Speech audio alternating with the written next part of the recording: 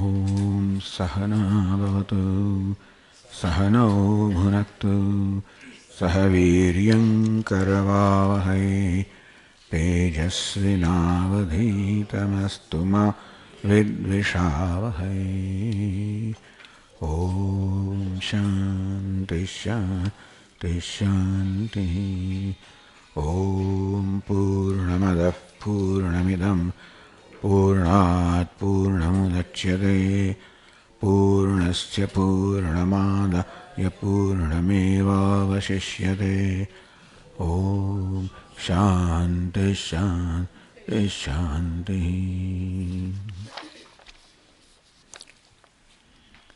वक्त्रेन्दुभिर्दिक्षुतमो हरद्भिः वेदार्थसारामृतमुद्गिरन्तं वाणीभुजाश्लिष्टमभीष्टसिद्ध्यै तं ब्रह्मविद्यादिगुरुं प्रपद्ये। यद्वाक्यामृतपायिनां प्रतिपदं सत्यं सुधानीरसा यद्वाक्यार्थविचारणादभिमतः सर्गोऽपि कारागृहम्। यद्वाणी विशदात्मपूर्णमनसां तुच्छं जगत्तूलमत तस्मै श्रीगुरवे वसिष्ठमुनये नित्यं नमस्कुर्महे। यस्यार्षं प्रथिता जगत्त्रयिता सा वेदमाता परा यश्चक्रे तपसा वशे सुरगणान् अन्यच्छुश्रुक्षुर्जगत् तां बोधां वदिनि मुकुटालङ्कारचिन्तामणिं विश्वामित्रमुनिं शरण्यमनघं भूयो नमस्याम्यहम्। श्रुत्या ब्रह्मैव रामः प्रकटितमहिमा येन तस्मै वसिष्ठः यस्सीतां ब्रह्मविद्यामिव सरसि पुनः सत्यश्रद्धां किलादात्।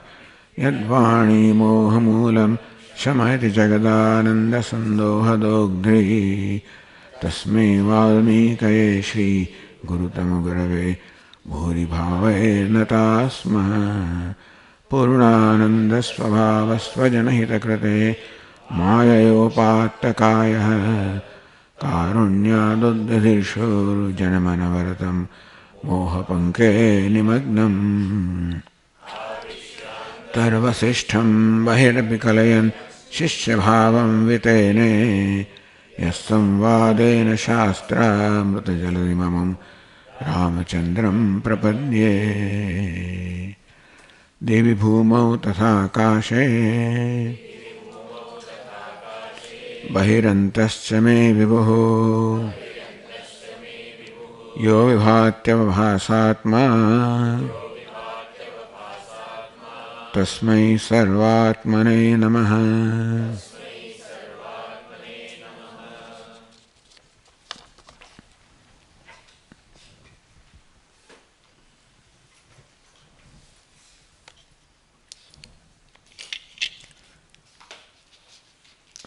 महर्षि वशिष्ठ भगवान रामचंद्र वच्चे संवाद चाली रह्यो छे। आगे श्रीरामे पूछ्યું केनोक्तं कारणेनेदं ब्रह्मन् पूर्वं स्वयंभुवा श्रुणाम पराप्रोक्तं ब्रह्मणा परमेष्ठिना। हे राम सांभळो, पूर्वकाळમાં परमेष्ठी ब्रह्माजीए સર્વદુઃખક્ષયમ કરમ પરમાશ્વાસનમ ધ્યેય સર્વ દુઃખનો ક્ષય કરનારું અને બુદ્ધિને પરમ આશ્વાસન આપનારું આ જ્ઞાન છે તેનો ઉપદેશ પૂર્વમાં પરમેષ્ઠી બ્રહ્માજીએ કર્યો. ત્યારે ભગવાને પૂછ્યું, શ્રી રામ ઉવાચ કેનોક્તમ કારણેનેદમ બ્રહ્મન પૂર્વમ સ્વયંભુવા. હે બ્રહ્મન, કેન કારણ ઇદમ ઉક્તમ સ્વયંભુવા. કયા કારણથી સ્વયંભૂ બ્રહ્માજીએ આ જ્ઞાનનો ઉપદેશ કર્યો. કથમ ચ ભવતા પ્રાપ્તમ. ચાલો, બ્રહ્માજી તો ઉપદેશ કર્યો અને આપને કેવી રીતે પ્રાપ્ત થયું આ જ્ઞાન?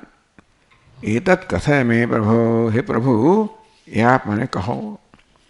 ત્યારે બ્રહ્માજીએ કથા શરૂ કરી અને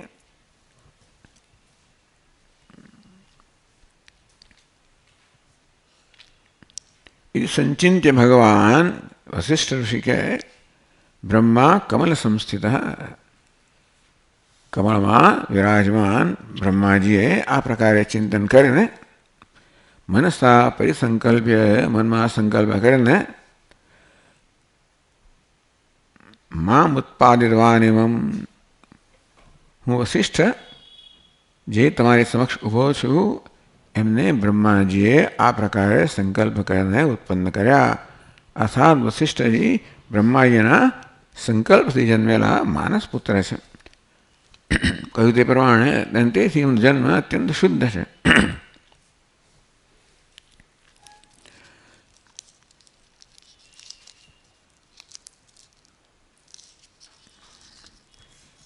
એ પુત્રી માં મુક્તા બ્રહ્માજી મને કહ્યું પુત્ર વશિષ્ઠને કહ્યું એ વશિષ્ઠજી વર્ણન કરી રહ્યા છે. બ્રહ્માજીએ પિતાજીએ મને કહ્યું એ પુત્ર તો આવો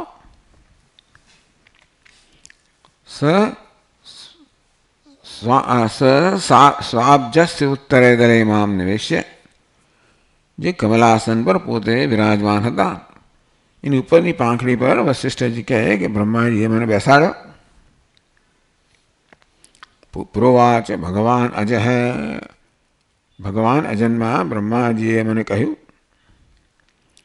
મુહૂર્ત માત્રમ તે પુત્ર ચેતો વાનર ચંચલમ અજ્ઞાનમ અભ્યાવિશતુ.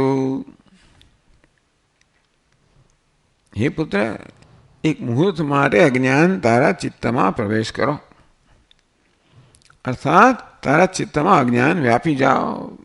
બોલો આવી જાતનું આવો સંકલ્પ કર્યો તો હવે શાપ આપ્યો ખરેખર તો ઇતિ તેના સુષપ્ત સન આ પ્રકારે બ્રહ્માજીએ પોતાના પુત્ર વશિષ્ઠજીને આવો શાપ આપ્યો કે મુહૂર્ત માટે તારા વાનર સમાન ચંચળ ચિત્તમાં અજ્ઞાન ન પ્રવેશ થાઓ.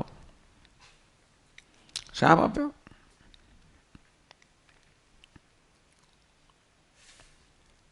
સમનંતરમ અહમ વિસ્મૃતવાન સર્વમ જેવો પિતાજીમાં શાપ મળ્યો કે હું બધું જ ભૂલી ગયો. સ્વરૂપમ અમલમ કિલ મારું અત્યંત નિર્મળ સ્વરૂપ વશિષ્ઠજી કહે છે કે આ પ્રકારે પિતાજીનો શાપ પ્રાપ્ત થયો કે મુહૂર્ત માત્ર માટે અજ્ઞાન તારા ચિત્તમાં પ્રવેશ કરે. જેવો એ શાપ મળ્યો કે હું તમારા નિર્મળ અમલ ચિત્તને ભૂલી ગયો મારા સ્વરૂપને ભૂલી ગયો.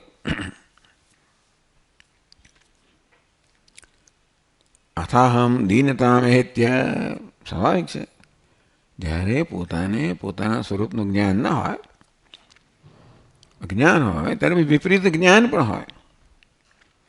હું મારી જાતને જાણતો નથી હું પૂર્ણ છું બ્રહ્મ છે એટલું જ નહીં પરંતુ મારી જાતને હું આ દેહ માનતો હોઉં ઉપાધિ માનતો હોઉં એને કારણે દીનતા હીનતા જન્મવાની જ છે. અથાહમ દીનતા મેત્ય તે કારણે હું તો દીનતાને પ્રાપ્ત થયો દીન બની ગયો. સ્થિતો સંબુદ્ધયા ધિયા અસંબુદ્ધયા તત્વજ્ઞાન રહિતની બુદ્ધિ એટલે અજ્ઞાની બુદ્ધિ જેમાં તત્વજ્ઞાન નથી એવી બુદ્ધિ ધરાવનારો થયો.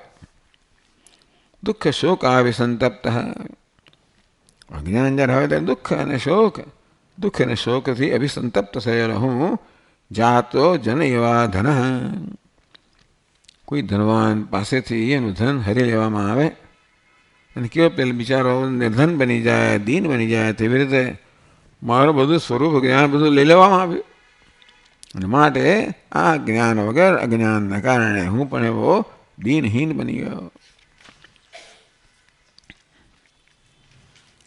આ રીતે બ્રહ્માજીએ કેવી રીતે વશિષ્ઠજીનો ઉપદેશ કર્યો એની ભૂમિકા તૈયાર થઈ. વશિષ્ઠજીનો ઉપદેશ શું જરૂર પડે પરંતુ આ પ્રકારે વશિષ્ઠજીને અજ્ઞાનનો શાપ આપ્યો એટલે પોતાની સામે એક અજ્ઞાની દીનહીન વ્યક્તિ છે. અથાભ્યાત સમામનાથ પુત્ર કેમ દુઃખ માનસી ત્યારે હવે પિતાજીએ પૂછ્યું હે પુત્ર તું કેમ દુઃખી છે તને શું દુઃખ છે ભાઈ. લો દુઃખો ભગાદમ મહાપૃચ્છ તો જો તું દુઃખી હોય તો દુઃખનો ઉપાય દુઃખને કેમ દૂર કરવું એનો ઉપાય તો મને પૂછ. સુખી નિત્યમ ભવિષ્યસી એ ઉપાય એટલે કે જ્ઞાન પ્રાપ્ત કરને તો હંમેશ માટે સુખી બની જશે. બોલો, એટલે કેવી રીતે બ્રહ્માજી અને વશિષ્ઠ ઋષિ વચ્ચે આ સંવાદ થયો. બ્રહ્માજીએ વશિષ્ઠજીને બોધ આપ્યો. હવે એક આવો કોઈ વિશિષ્ટ સંજોગ ઊભો થાય. વશિષ્ઠજીને બોધની શું જરૂર હોય? પણ બ્રહ્માજીએ શાપ આપ્યો. એક મુહૂર્ત માટે તારા ચિત્તમાં જ્ઞાન પ્રવેશ કરે અને બધું જ ભૂલી ગયો, દીનહીન થઈ ગયો, દુઃખી થઈ ગયો. ત્યારે પિતામાને પૂછે કે ભાઈ તને કેનું છે ને દુઃખ છે? તો દુઃખી જણાય છે. તો જ્યારે દુઃખને દૂર કરવાનો ઉપાય મને પૂછ. સુખી નિત્યમ ભવિષ્ય એને એ જાણવાથી તું હંમેશ માટે સુખી બની જશે. આપણે 82માં પાન પર છે ને 35માં શ્લોક છે. આગળ વધીએ.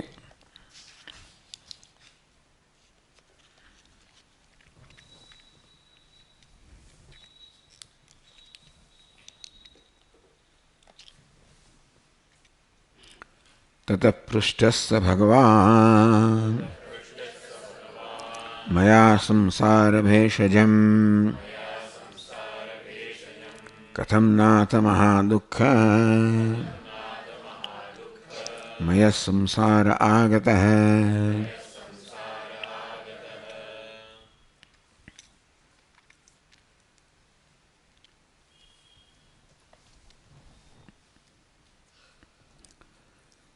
ततः पृष्ठः स भगवान मया संसार भेषजम पृष्ठः. तो मैं भगवान ने, ब्रह्मा जी ने, पिताजी ने संसार भेषजम, असंसार भेषज कहो, ओसळ कहो, रसायण कहो, वे संसार रूपी व्याधिનું શું રસાયણ છે? ભેષજ છે. એવું જ્યારે કેવી રીતે પૂછ્યું? કથમ નાથ મહાદુઃખ મય સંસાર આગતઃ. वशिष्ठ जी कहे कि मैं पिताजी ने संसार रूपी व्याधि है ओसड़ विषय पृच्छा करी. क्यों पृच्छा करी? हे नाथ, दुखमय संसार कथम आगत है? आ दुखमय संसार है केवी रीते आव्यो? પછી કહે છે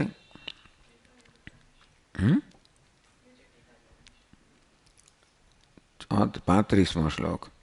संप्रदाय तो लब्धस्येव ज्ञानस्य मुक्तित्वं न अन्यस्य दर्शयितुम्. संप्रदायतः लब्धस्य ज्ञानस्य, જે જ્ઞાન સંપ્રદાય પ્રમાણે પ્રાપ્ત થાય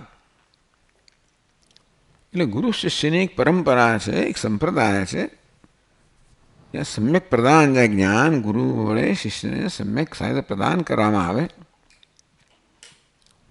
અને તેમ કહેવાય છે કે ભાઈ આ પ્રક્રિયા કેવી છે? એક દીપકમાંથી બીજો દીપક પ્રગટાવવો. અર્થાત ગુરુજી જ્ઞાન પ્રદાન કરે, ઉપદેશ કરે ત્યારે એ શિષ્યને પોતાના જેવો જ બનાવે. એ શિષ્ય પણ તેથી એ જ્ઞાનનો ઉપદેશ કરવા માટે સક્ષમ બને. એટલા માટે પરંપરાની વાત કરવામાં આવી. એટલે પૂછે હંમેશા આવી ઋષિકેશમાં જાઓ ભિક્ષા લેવા માટે, કોણ ગુરુ હે, કઈ પરંપરા છે, કયું પટ્ટ છે ને ફલાણું, આવું તો પહેલાં પૂછે તમને કે તમે વિશ્વસનીય છો કે નહીં? તમારું તમે જ્યાંથી આવો છો, જે સ્થાનથી આવો છો, તમારું જે મૂળ છે એ બધું શું છે? વિશ્વસનીય છે? તો એટલે કહે છે સંપ્રદાયતઃ લબ્ધસ્યૈવ જ્ઞાનસ્ય મુક્તિતત્વમ. સંપ્રદાયનું વર્ણન કર્યું કે આવી રીતે શિષ્ય ગુરુ પાસે જાય અને શિષ્ય એટલે જિજ્ઞાસુ ગુરુ સમક્ષ જઈને એમને તન્વિધિ પ્રણિપાતેન પરિપ્રશ્ને સેવયા. પરિપ્રશ્ન, પ્રણિપાત, સેવા, પરિપ્રશ્ન, આ પ્રક્રિયાથી ગુરુને પ્રસન્ન કરે. ઉપદેશંતિ તે જ્ઞાનમ, મને મહાપુરુષો તેને જ્ઞાનનો ઉપદેશ કરશે. આ સંપ્રદાય છે. સંપ્રદાય તો લબ્ધસ્યૈવ જ્ઞાનસ્ય, એટલે ગુરુ જ્યારે શિષ્યનો ઉપદેશ કરે એ પ્રકારનો સંપ્રદાય. ટૂંકમાં ગુરુમાં ગુરુપણું હોય અને શિષ્યમાં શિષ્યપણું હોય. જ્ઞાનસ્ય મુક્તિતત્વમ, એ પ્રકારનું જ્ઞાન છે એ જ મુક્તિ પ્રદાન કરે. આપણે કોઈ મહાત્માને સાંભળતા પણ હોઈએ પણ આપણા મનમાં એ પ્રકારની શ્રદ્ધા ન હોય કે નમ્રતા ન હોય કે એવું જિજ્ઞાસુપણું ના હોય, શિષ્યપણું ના હોય, તો એ ઉપદેશ એ ફળીભૂત થવાનો નથી. ન અન્યસ્ય એ સિવાય, એટલે આ સંપ્રદાય સિવાય અન્ય રીતે જ્ઞાન ઉપદેશ થયો હોય તો ઉપદેશ ફલદાયી થતો નથી. એ જ્ઞાન મુક્તિ પ્રદાન કરનારું બનતું નથી. દર્શયતું, એવું દર્શાવવા માટે બ્રહ્મવેદ લોકાનુગ્રહમ મુક્ત્વા અન્યત કર્તવ્યમ નાસ્તિ. બ્રહ્મજ્ઞાની મહાપુરુષે લોકાનુગ્રહમ, લોકો પર ઉપકાર કરવા માટે, લોકોને યોગ્ય માર્ગે દોરવા માટે, ઉન્માર્ગમાંથી સન્માર્ગમાં, અને એ રીતે લોકોનું કલ્યાણ કરવા માટે ઉપદેશ દ્વારા, પોતાના વર્તન દ્વારા. એટલે યદિદાચરતિ શ્રેષ્ઠ તત્તદેવેતરો જન સયત પ્રમાણમ કુરુતે લોકસ્તદનું વર્તતે. બે રીતે ઉપદેશ કરવામાં આવતો હોય છે.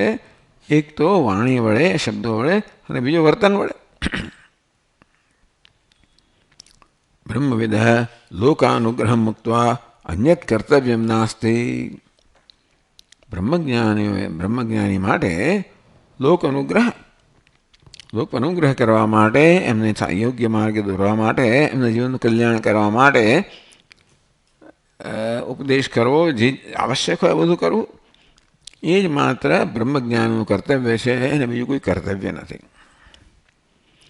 તે જ્ઞાપયતું, એવું આપણને જણાવવા માટે પુરુષાર્થ સિદ્ધૌ ભારત વર્ષસ્ય અન્યસ્માત વિશિષ્ટતામ ચ દર્શયિતુમાહ. તો અહીં કહે છે કે પુરુષાર્થની સિદ્ધિ માટે ભારત વર્ષ દેશ છે એ વિશિષ્ટ છે. એટલે જ કહેવામાં આવ્યું કે આ ભારત દેશની અંદર આ વાત કરવામાં આવે છે. ત્યાં બધા બિચારા દુઃખી એવા દીનજીન જનો હતા, પણ ભારત વર્ષનો ઉલ્લેખ કરવામાં આવ્યો. ભારત વર્ષ સિવાય અન્યત્ર આ પ્રકાર એટલે મુક્તિ શક્ય નથી. એ ભારત વર્ષની વિશેષતા છે. એ દર્શાવ તતઃ, એટલે કે તતઃ પૃષ્ઠ ભગવાન મયા સંસાર વેશમ કથમ નાથ મહાદુઃખમય સંસારાગત ઇતિ.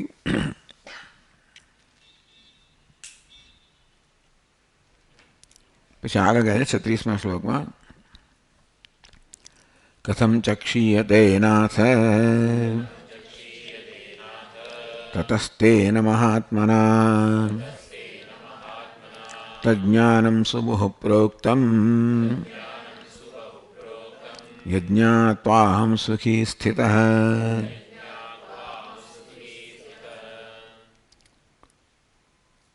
તો કથમ નાથ મહાદુઃખમય સંસાર આગત. હે નાથ, હે ભગવાન, આ દુઃખમય સંસાર ક્યાંથી આવ્યો? કથમ ચક્ષીયતે નાથ, અને હે ભગવાન, એનો ક્ષય કેમ થાય? એ સંસાર દૂર કેમ થાય? એનો નાશ કેમ થાય? તતઃ તેન મહાત્મના તજ્ઞાનમ સુબહુ પ્રોક્તમ.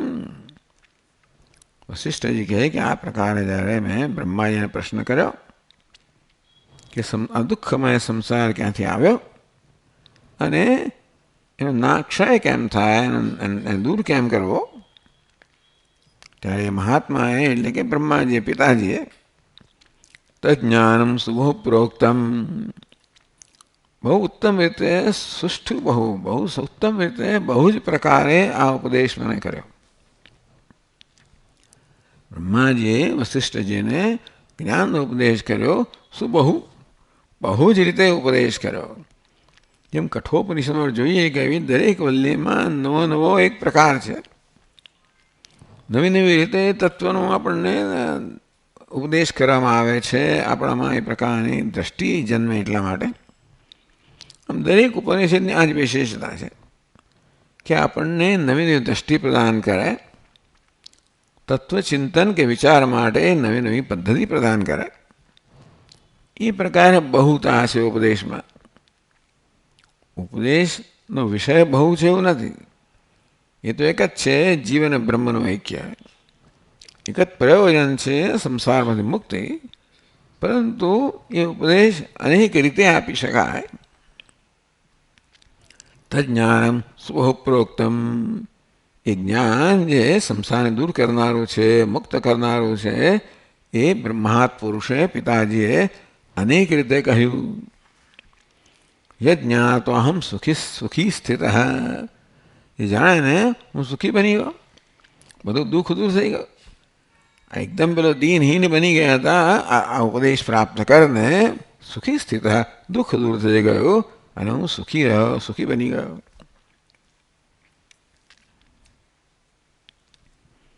પછી કઈ આગળ તતો વિદિત વેદ્યમ નિજાયામ પ્રકૃતૌ સ્થિતમ સૌવાચ જગત્કર્તા વાક્યમ સકલ કારણમ.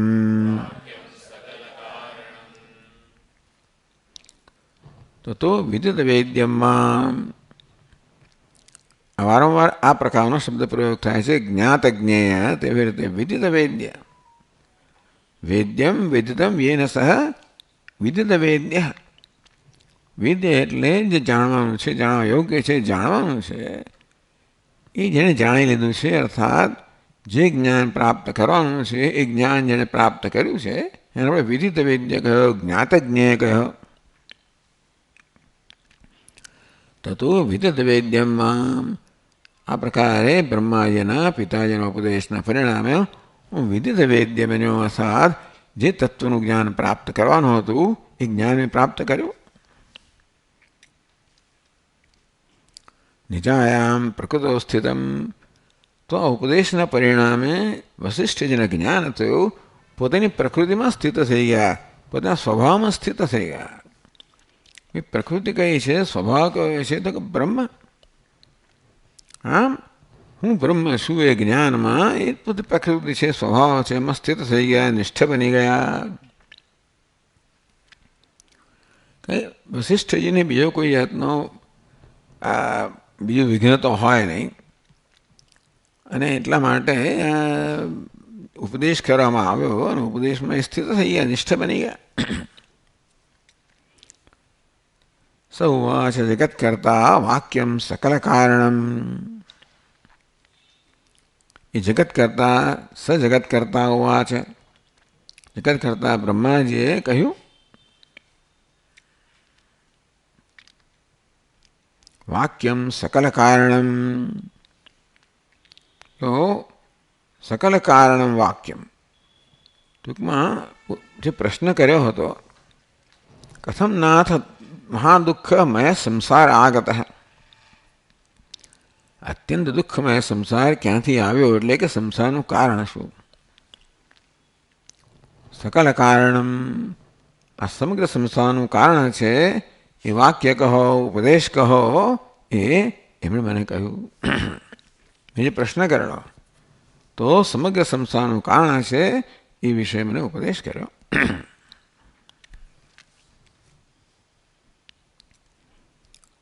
કે છે આગળ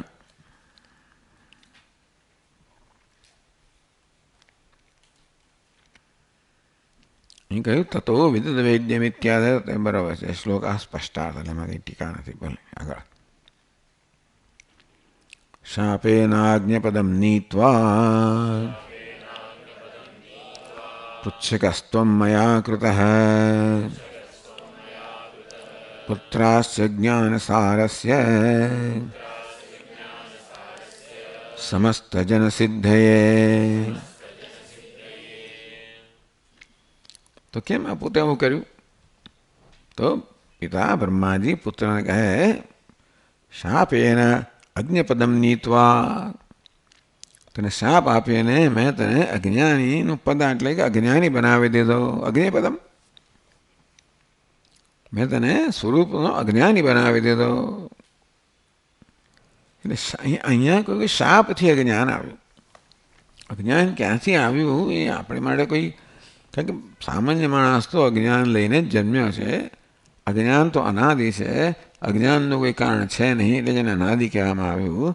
અજ્ઞાન બધાનું કારણ છે, તેથી અજ્ઞાન ક્યાંથી આવ્યું એવો પ્રશ્ન હોય નહીં. હોય તો ઉત્તર નથી. પરંતુ આ કિસ્સામાં તો વશિષ્ઠ ઋષિ મહાજ્ઞાની છે. મહાજ્ઞાની હોય તો ઉપદેશ કરવાનો કોઈ પ્રયોજન જ નથી. ઉપદેશ તમે અજ્ઞાનીને કરો અને જિજ્ઞાસુ જ હોવો જોઈએ. અજ્ઞાની તો અનેક હોય, પરંતુ જિજ્ઞાસુ હોવો જોઈએ, અર્થાત જેને જ્ઞાનની તીવ્ર ઈચ્છા હોવી જોઈએ. એ પ્રકારનો એમણે પૃચ્છક ઊભો કર્યો. વશિષ્ઠજીને બ્રહ્માજીએ એ પ્રકારના જિજ્ઞાસુ બનાવ્યા. શાપેન અગ્નિપદમ નીત્વા, શાપ આપીને તને અજ્ઞાની બનાવ્યો. પૃચ્છકસ્ત્વ મયા કૃત, મેં પ્રશ્ન પૃચ્છક બનાવ્યો, પ્રશ્ન કરનાર બનાવ્યો, જિજ્ઞાસુ બનાવ્યો. કે જ્ઞાન તો જિજ્ઞાસુને જ આપી શકાય. પ્રશ્ન કરનારને જ્ઞાનનો ઉપદેશ કરી શકાય, એમને તો ઉપદેશ કરવાનો અર્થ નથી. એટલે માત્ર એમને અજ્ઞાની બનાવે એટલું જ નહીં, પરંતુ એને જિજ્ઞાસુ પણ બનાવે. એટલે શાપેન અગ્નિપદમ નીત્વા ત્વમ મયા પૃચ્છક કૃત, પૃચ્છક કહો, પ્રશ્ન કરનાર કહો, જિજ્ઞાસુ કહો, મેં તને જિજ્ઞાસુ બનાવ્યો. શેના માટે આ બધું કર્યું? પુત્ર અસ્ય જ્ઞાન સારસ્ય સમસ્ત જન સિદ્ધયે. હે પુત્ર, આ જે જ્ઞાનનો સાર છે શેને મળે? સમસ્ત જન સિદ્ધે, સમસ્તાનામ અધિકારી જનાનામ જ્ઞાન સિદ્ધે. સમગ્ર દુનિયા માટે. પણ દુનિયામાં કોના માટે? જે અધિકારી હોય. તો જગતમાં જે કોઈ અધિકારી છે એ બધા માટે આ ઉપદેશ છે. એ મેં તને કર્યો એટલા માટે કે આ સંપ્રદાય ચાલુ રહે, ઉપદેશ પરંપરા ચાલુ રહે, અને જગતમાં જો કોઈ અધિકારી છે, જિજ્ઞાસુઓ છે, એમને જ્ઞાન પ્રાપ્ત થાય.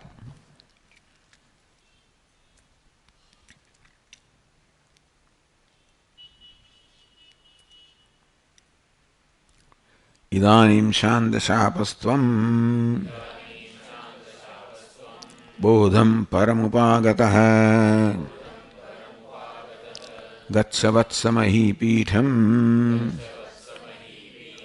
જંબૂદ્વીપાંતરસ્થિતમ.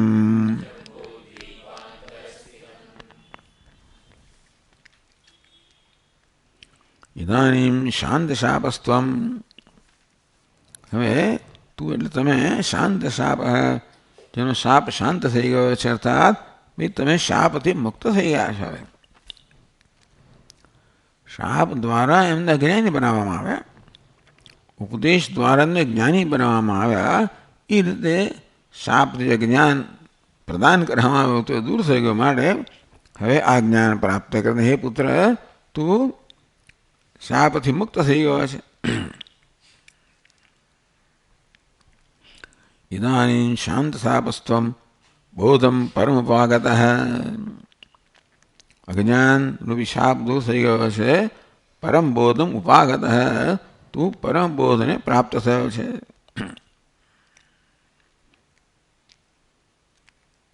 તો પરમ બોધ પ્રાપ્ત કર્યો છે. હવે શું કરવાનું? ગચ્છ વત્સમહીપીઠમ, ટૂંકમાં આ સંપ્રદાયનો પ્રચાર કરવા માટે તમને યોગ્ય મહાપુરુષો જોઈએ. એટલે ભગવાને અર્જુનને પસંદ કર્યો. શંકરાચાર્ય મારે સમજાવે કે તમે જો સમર્થને આ ઉપદેશ કરો તો એ દ્વારા પછી આ પરંપરા જે છે એનો વિસ્તાર થશે. એટલે પુરુષ સૂક્તમાં કહ્યું ઇન્દ્રને પહેલાં જ્ઞાન થયું, ઇન્દ્રે પછી જ્ઞાનનો પ્રચાર કર્યો. હા, શક્ર પ્રવિદ્વાન પ્રદિશસ્ત ચતસ્ર, એ વિદ્વાન જે છે શક્ર એટલે ઇન્દ્ર છે, એણે ચારેય દિશાની અંદર આ જ્ઞાનનો પ્રચાર કર્યો. એ પ્રચાર કરે ત્યારે અસરકારક બને.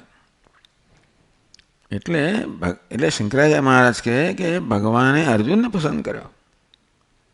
કોઈ સમર્થ વ્યક્તિ હોય એને પસંદ કરે તો પછી એના દ્વારા એનો પ્રચાર થાય. મોટા સ્વામીજી કહે કે એટલે એમના પ્રચાર કરવા માંડો બધા બધા બધા ભણેલા ગણેલા પ્રોફેશનલ માણસોની વચ્ચે, એટલે જે સરકારી અધિકારીઓ હોય ને એવા બધા લોકો હોય, બુદ્ધિશાળી હોય, પ્રભાવશાળી હોય, એમના બધો પ્રચાર કર્યો, એમની દ્વારા પછી કારણ કે એ લોકો જ્યારે આ જ્ઞાન પ્રાપ્ત કરે, આનાથી લાભાન્વિત થાય, ત્યારે બીજા લોકો પછી એમાંથી પ્રેરણા પ્રાપ્ત કરે અને તેથી આ પ્રકારે જ્ઞાનનો પ્રચાર થાય. ઇદાનીમ શાંત શાપસ્ત્વમ બોધમ પરમ ઉપાગત. તારો શાપ શાંત થઈ ગયો છે, તું પરમ બોધને પ્રાપ્ત થયો છે. ગચ્છ વત્સ મહીપીઠમ. હે વત્સ, હવે તું જા. ક્યાં જા? મહીપીઠમ. મહી એટલે પૃથ્વી. જંબુદ્વીપાંતર સ્થિતમ. જંબુદ્વીપમાં ભારતવર્ષ આવ્યો. પૃથ્વીમાં બધા 7 દ્વીપો છે, મને એક જંબુદ્વીપ, એમાં ભારતવર્ષ આવ્યું. પણ હે વત્સ, હવે તો જંબુદ્વીપની અંદર રહેલા આ મહીપીઠમાં પૃથ્વીમાં તું જા.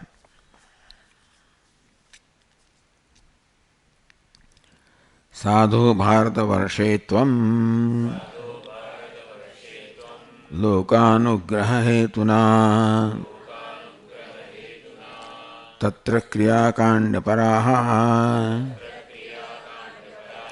ત્વયા પુત્ર મહાધિયઃ ઉપદેશ્યાઃ ક્રિયાકાંડ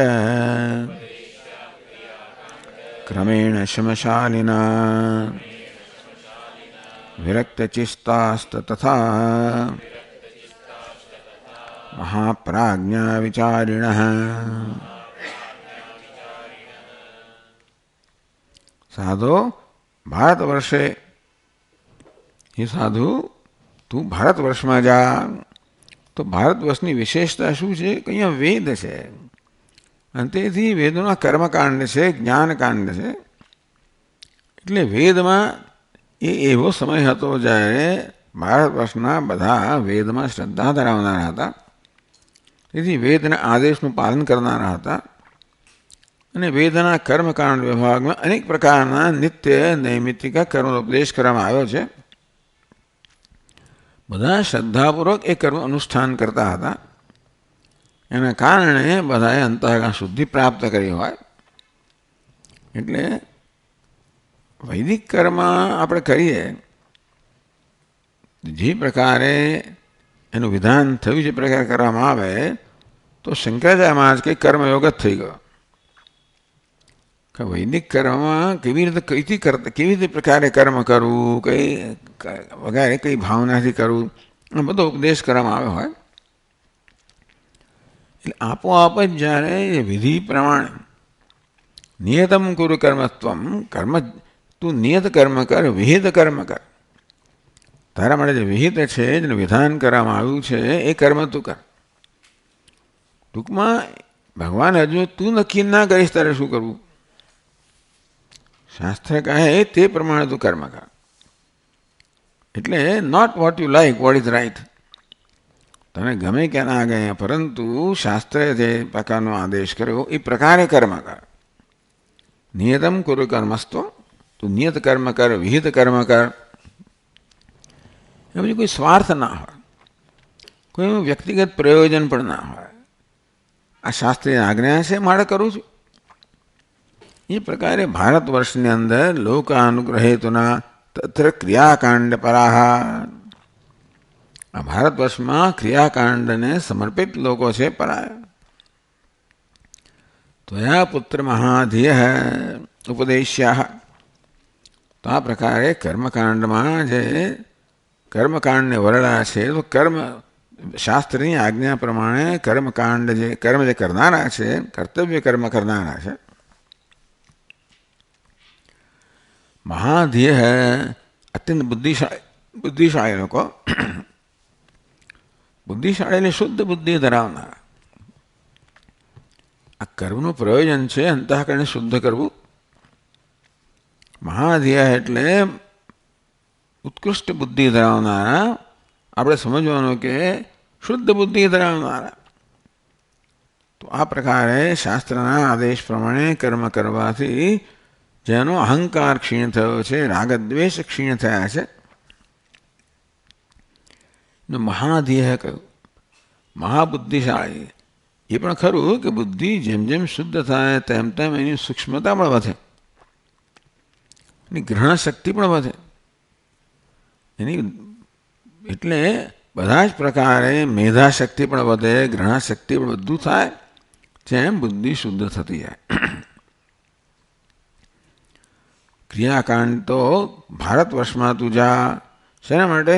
લોકાનુગ્રહ હેતુના, લોક પર અનુગ્રહ કરવાના પ્રયોજનથી તું ભારત વર્ષમાં જા. તત્ર ક્રિયાકાંડ પરાહ ત્વયા પુત્ર મહાદેહ ઉપદેશ્યા. હે પુત્ર, ત્યાં ભારત વર્ષમાં ક્રિયાકાંડમાં રત એવા જે પુરુષો છે, જે મહાધ્યેય મહાબુદ્ધિશાળી છે, શુદ્ધ બુદ્ધિવાળા છે, ઉપદેશ્યા, એમનો તારે ઉપદેશ કરવો જોઈએ. એ કેવા છે? ક્રિયાકાંડ ક્રમેણ શમશાલિના. ક્રિયાકાંડ ક્રમેણ શમશાલિના. સમ એટલે અંતઃકરણ, ટૂંકમાં અંતઃકરણની શુદ્ધિ એટલે શાંતિ. શમ દમ ઉપરમ. શમનો અર્થ છે શાંતિ. અંતઃકરણ શાંત છે એટલે આવેગોથી મુક્ત છે, રાગદ્વેષથી મુક્ત છે. આપણા મનને અશાંત બનાવનાર તો આ આવેગો છે, રાગદ્વેષ છે. બાકી મનનો પોતાનો સ્વભાવ તો શાંતિ જ છે. પણ આ આવેગો જે છે મનને અશાંત બનાવે છે. જેવી રીતે એક સરોવર હોય કે તળાવ હોય, એમાં આપણે પથ્થર નાખીએ અને કેવી રીતે ત્યાં આગળ જળ તરંગો જન્મે, તેવી રીતે મનમાં આવેગો આવે ને આપણા મનને એવી રીતે તરંગાયમાન કરે, વિક્ષેપ બનાવે છે.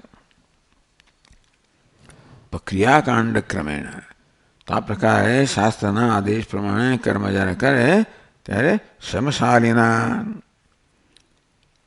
તો શમ એટલે મનની શાંતિ જેમને પ્રાપ્ત થઈ છે, સૂક્ષ્મતા પ્રાપ્ત થઈ છે. સૂક્ષ્માર્થ ગ્રહણ પટવ, સૂક્ષ્મ અર્થનું ગ્રહણ કરવાની કુશળતા જેમને પ્રાપ્ત થઈ છે. એટલે જેમની અંતઃકરણ શુદ્ધિ છે તે સૂક્ષ્મ બુદ્ધિ પ્રાપ્ત થઈ છે, જેથી એ ઉપદેશને ગ્રહણ કરી શકે. વિરક્ત ચિત્તાશ્ચ, અને જેમ ચિત્તમાં વૈરાગ્ય જન્મ્યો છે, ચિત્ત જેનું રાગદ્વેષથી મુક્ત થયું છે મહદંશે.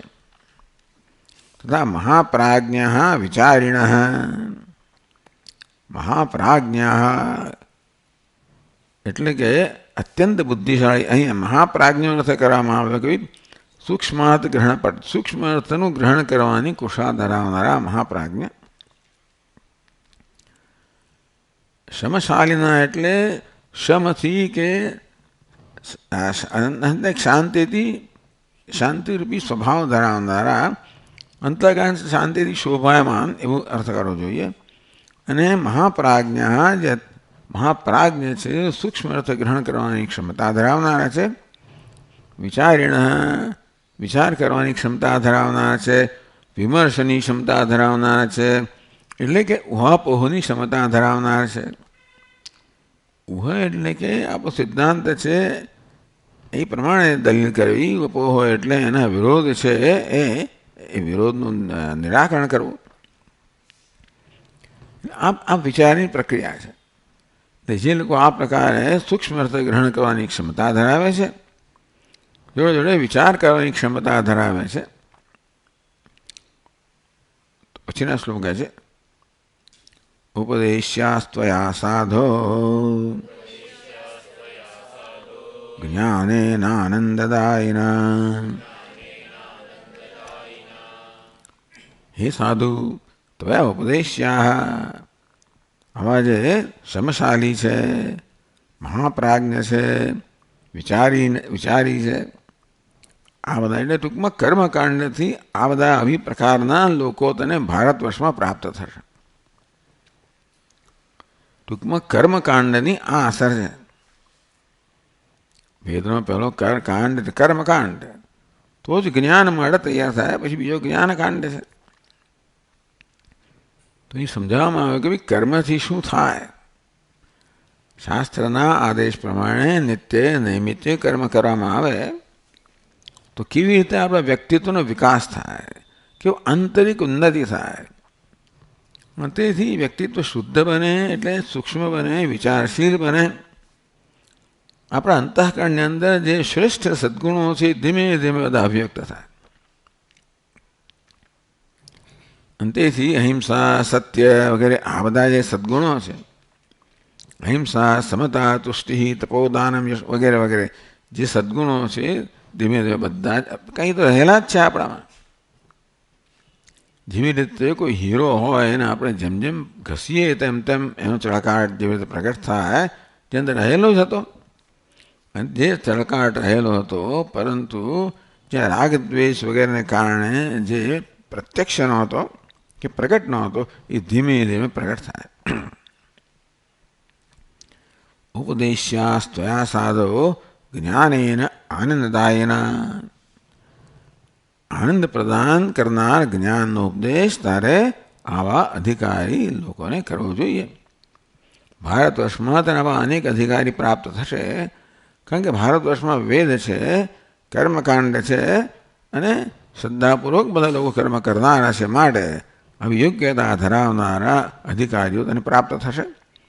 અને એ સાધુ તારે એ લોકોને આનંદ પ્રદાન કરનાર જ્ઞાનનો ઉપદેશ કરવો જોઈએ.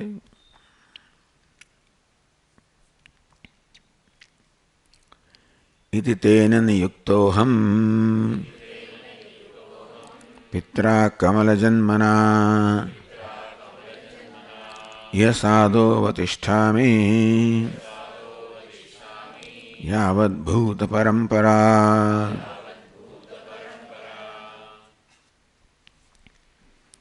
इति આ પ્રકારે તેન નિયુક્તોऽહં તેન પિત્રા કમલજન્મના નિયુક્તોऽહં.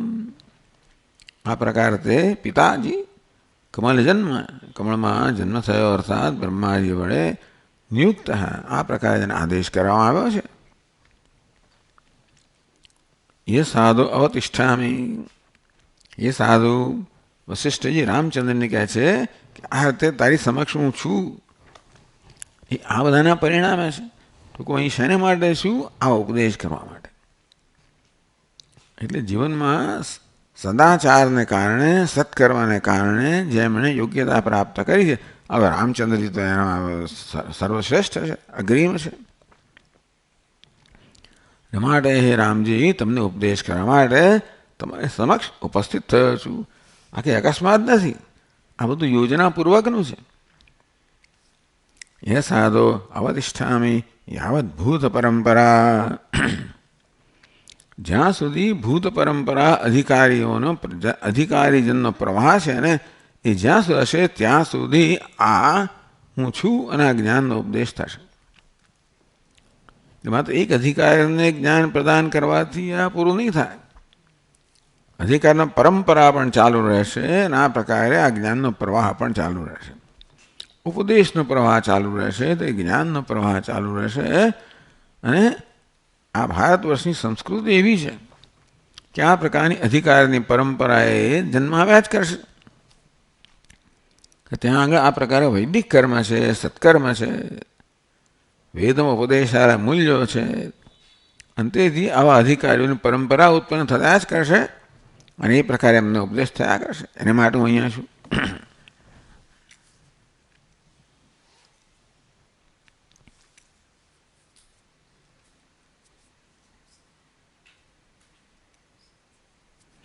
ટીકાકાર કહે છે કલ્પ પર્યંતમ કર્મભૂમૌ અવસ્થાનમ ગુરો વાક્યમ પરિપાલત તવ લોકાનુગ્રહાર્થમેવ કેવલમ ન ભવતી કિંતુ કૃત્યશેષમ કર્તુમ ચેતિ આશંક્યા.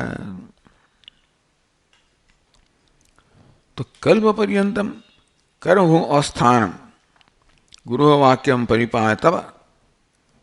આપ જે વશિષ્ઠ ઋષિ કલ્પ પર્યંત યાવત ભૂત પરંપરા, તો એટલે એમનું આયુષ્ય તો કેટલું બધું હશે. કલ્પ પર્યંત કર્મભૂમ અવસ્થાનમ, આ કર્મભૂમિ છે એમાં સ્થિતિ ગુરુ વાક્યમ પરિપાલયત.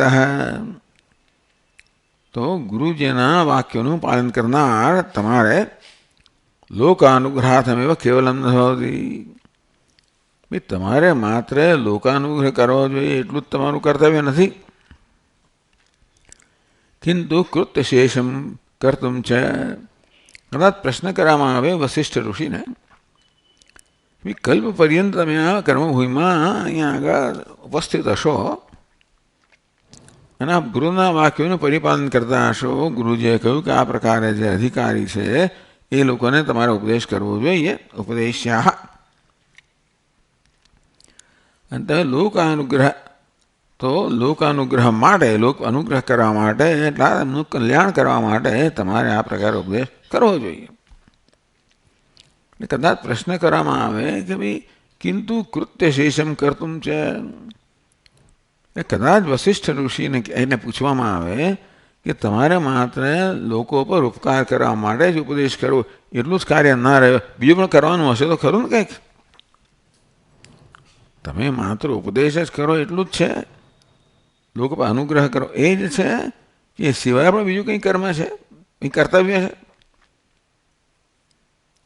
કૃત્ય શેષમ કરતું છે, કંઈ બીજું કર્તવ્ય હોય પણ તમારે કરવાનું હશે એવું માનું છું. એના ઉત્તરમાં કહેવામાં આવ્યું કર્તવ્યમિતિ. તો 44માં શ્લોક કહે છે કર્તવ્યમસ્તિ ન મમેહ કિ કિંચિદેવ સ્થાતવ્યમિત્યતિમના ભુવિ સંસ્થિતોऽસ્મિ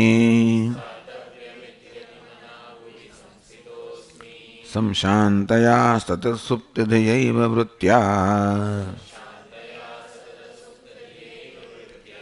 કાર્યમ કરોમિ ન ચ કિંચિદહં કરોમિ.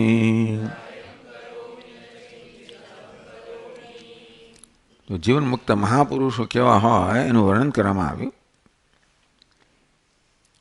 મમ કિંચિદેવ કર્તવ્યમ ન અસ્તિ.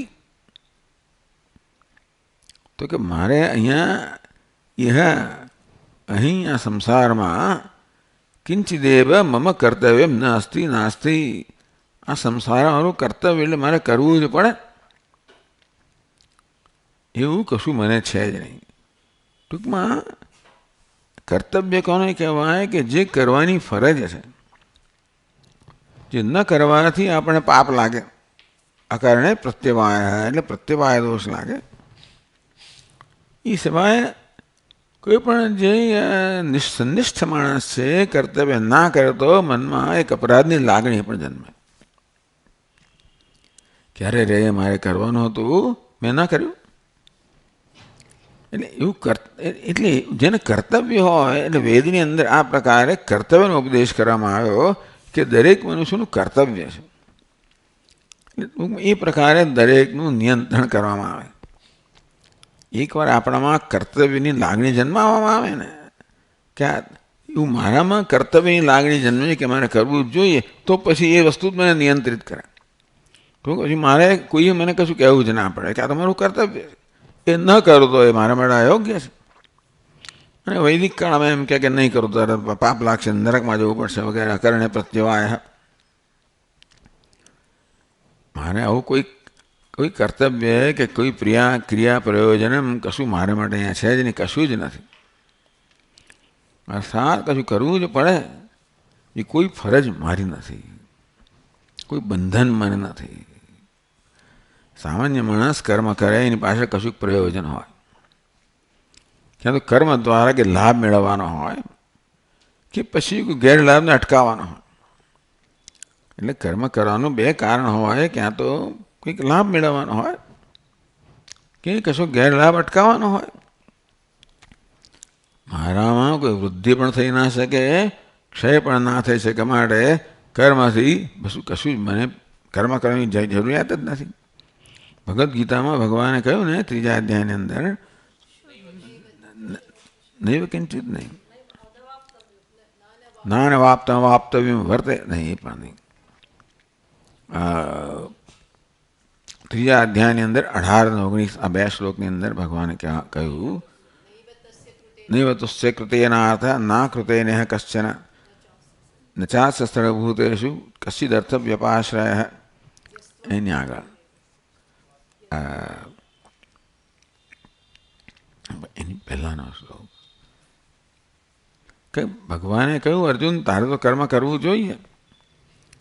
તો શું ભગવાન બધાએ કર્મ કરો તો કે ના અપવાદરૂપ કયા 17 ને 18 શ્લોકની અંદર ત્રીજા અધ્યાય ભગવાને કે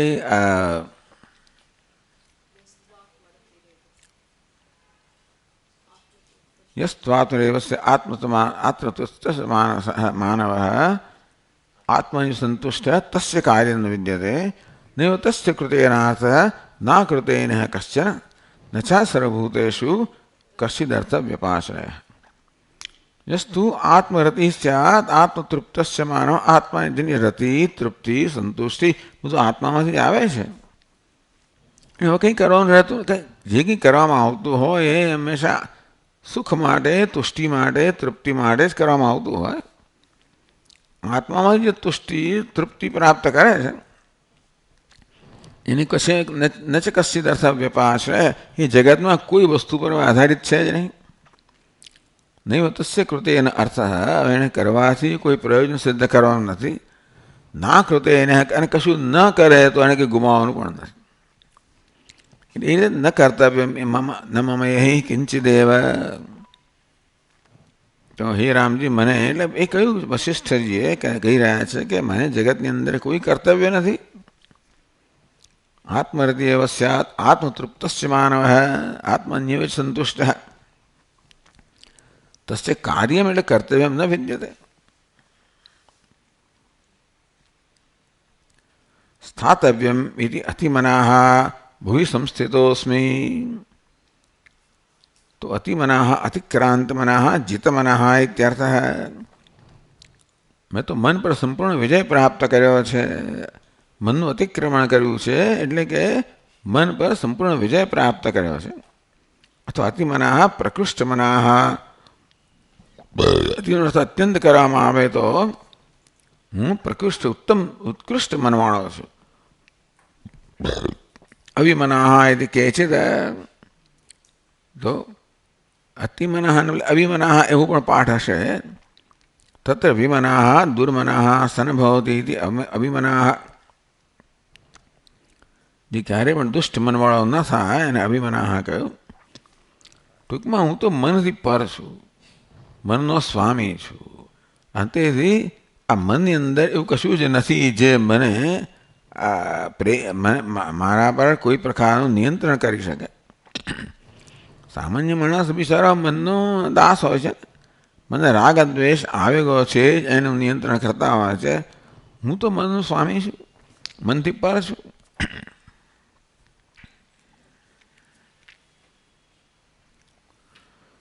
અગ્નિવત તમાપી કાર્યેષુ પ્રવૃત્તિ દર્શનાત.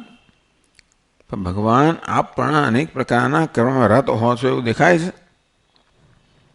સવારથી સાંજ સુધી વશિષ્ઠ ઋષિ પણ કંઈ ને કંઈ કર્મ કરતા હોય. બધું નિત્ય કર્મ કરતા હોય, બધું કર્મ યજ્ઞ યાગાદિ બધું કરતા હોય. એટલે કર્મનિષ્ઠા વશિષ્ઠાદ્યા.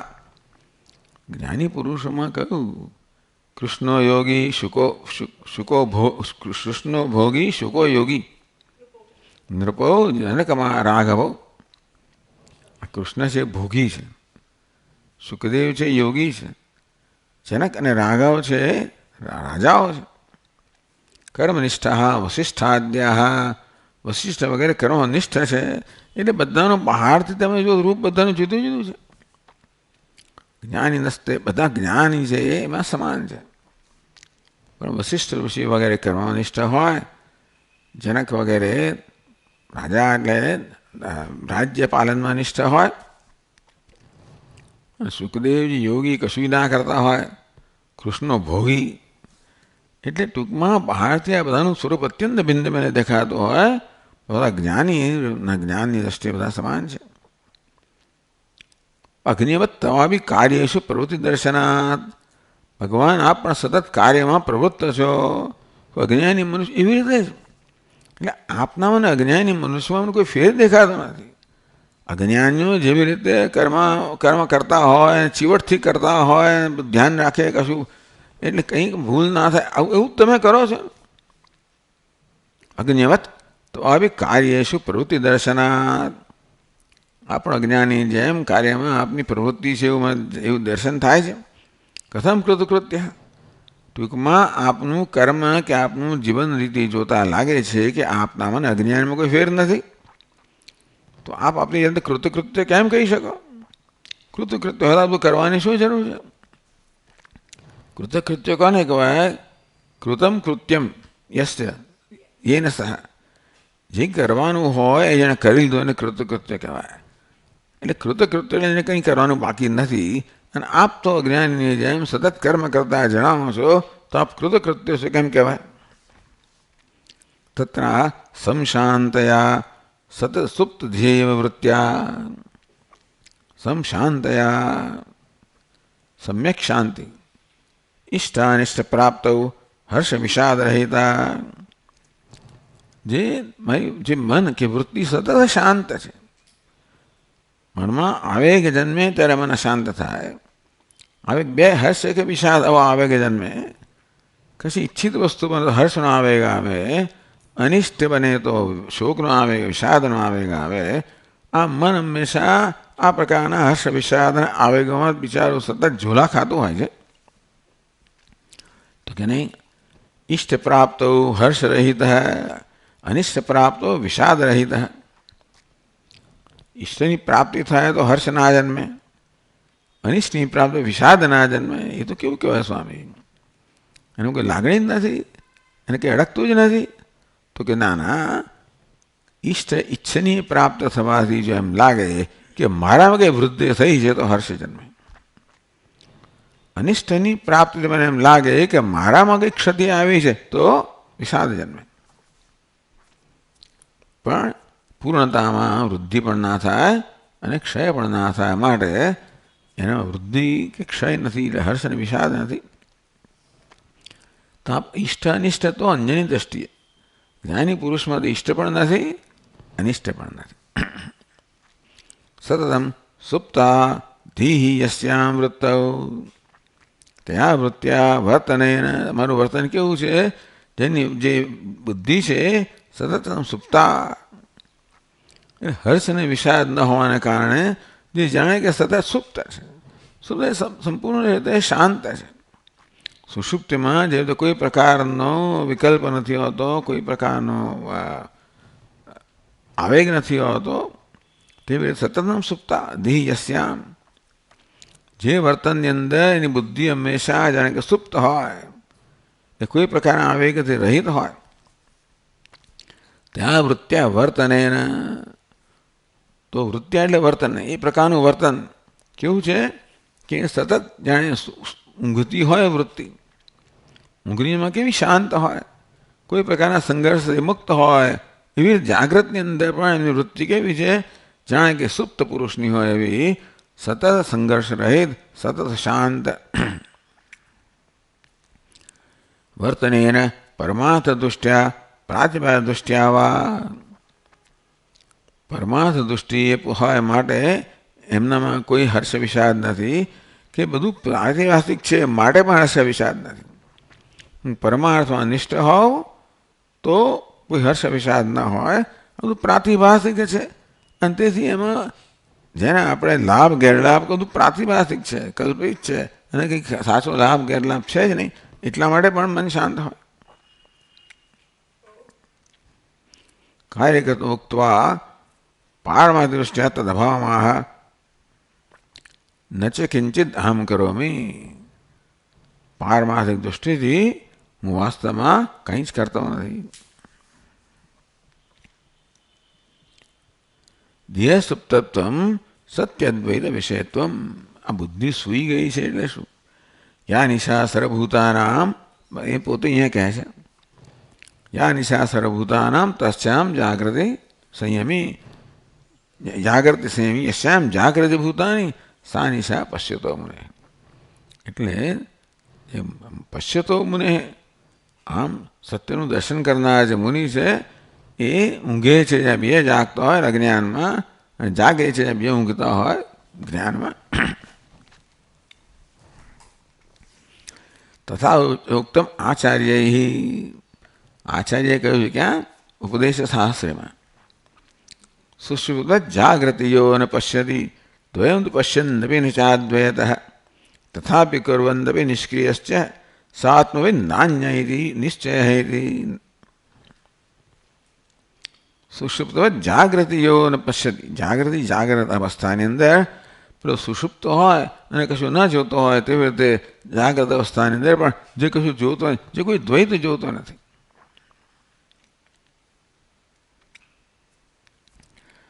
દ્વયં તો પશ્યન્નપી ચ અદ્વૈત્વતઃ, આ ભેદભાવ છે એનું ભલે ઇન્દ્રિયો દ્વારા એની પ્રતીતિ થાય પરંતુ અદ્વૈત્વતઃ, અદ્વૈત્વને કારણે ભલે ઇન્દ્રિયો દ્વારા તમને અનેકતાનો અનુભવ થતો હોય પણ બુદ્ધિમાં કોઈ ભેદભાવ જન્મવાથી એ ભેદભાવ છે તો બુદ્ધિનું અર્થઘટન છે. તથાપિ કુર્વન્નપી નિષ્ક્રિયશ્ચ, અને તો પણ બધું કર્મ કરતો હોય તો પણ નિષ્ક્રિય છે. યહ સ આત્મવિદ, એ આત્મજ્ઞાની છે. ન અન્ય ઇતિ એ નિશ્ચય, એ જ માત્ર આત્મજ્ઞાની છે, અન્ય કોઈ નહીં એવો નિશ્ચય છે. इति अहमित्यात्मधीर्या च ममेत्यात्मधीरपि अथ शून्य यदा यस्य स आत्मज्ञो न चेतः इति. પછી બીજો ઉપદેશ શાસ્ત્રનો શ્લોક. અહમ ઇતિ આત્મધીયા મમ ઇતિ આત્મીયધી અપી, આ હું એટલે આત્મધી, હું પણ, મમ ઇતિ મારા પણ. અર્થશૂન્ય યદા યસ્ય, તો અર્થશૂન્ય ટૂંકમાં મનુષ્ય અહમ ભાવ મોહભાવથી જન્મતા વ્યાપાર વગરનો થઈ જાય. અર્થશૂન્ય. સ આત્મજ્ઞો ન ચેતર, એ આત્મજ્ઞ છે, અન્ય કોઈ નથી.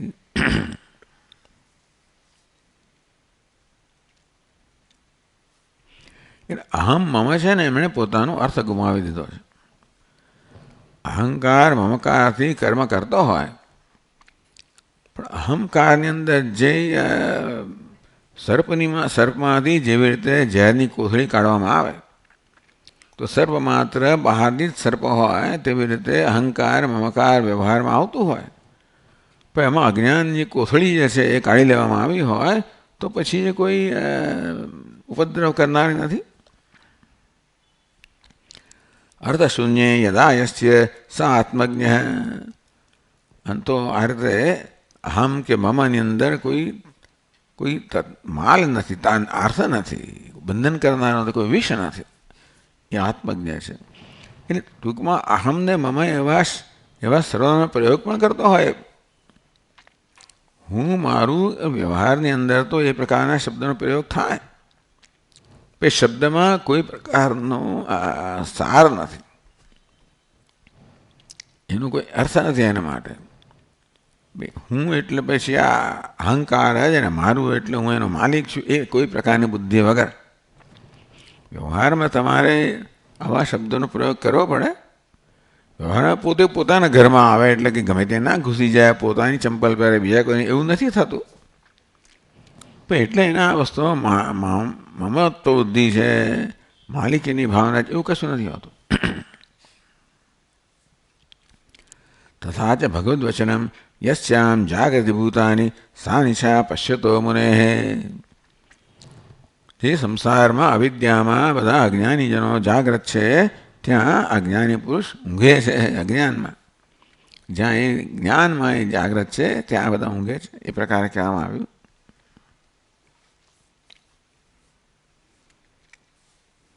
આ પ્રકારે વશિષ્ઠજીએ રામજીને ઉપદેશ કર્યો. આગળ જોઈશું. ઓમ પૂર્ણમદ પૂર્ણમિદમ પૂર્ણાત પૂર્ણમુદચ્યતે પૂર્ણસ્ય પૂર્ણમાદાય પૂર્ણમેવાવશિષ્યતે. ઓમ શાંતિ શાંતિ શાંતિ.